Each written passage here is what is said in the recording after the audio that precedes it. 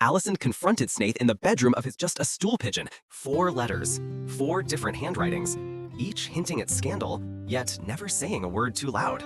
They called it the poison pen puzzle. More disturbing still, each is penned in a different hand, making the source a phantom.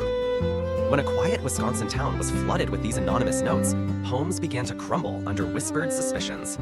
The first complaint came from a Mr. Tyson in Madison, Wisconsin. His wife received 2 letters, disguised in feminine handwriting, subtly blackmailing her about a trip to Fond du Lac and a hotel register on June 8th. No direct demands, just chilling suggestions of indiscretion. Tyson handed them over, bewildered. Soon, more cases emerged, each with veiled threats tearing lives apart, yet stopping abruptly if reported to the authorities. It seemed like the work of a cunning blackmailer, or perhaps a madwoman.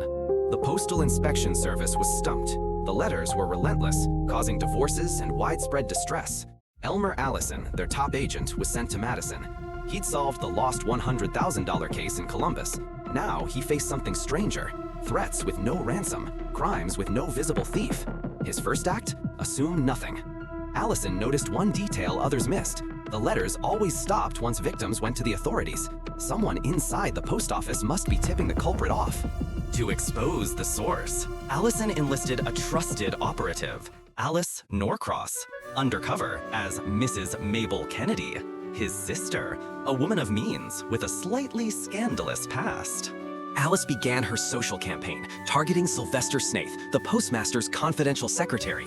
She carefully wove a tale of a snowstorm, a night spent in a Sierra Nevada cabin. Snaith, present for these veiled confessions, pieced together the fragments. Weeks later, a new poison pen letter arrived for Alice, mirroring her fabricated story. But there was a crucial detail. It was postmarked Kansas City. Snaith, the supposed informant, was still in Madison. Allison realized Snaith was just a stool pigeon, gathering information for a mastermind elsewhere.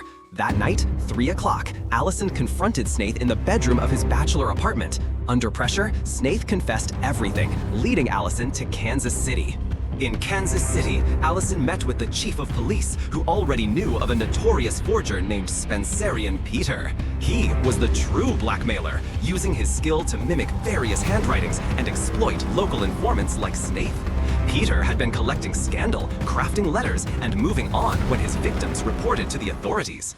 Allison and the Kansas City police raided Pete's hideout. He surrendered without a fight. Spencerian Peter received 10 years, Snaith 2.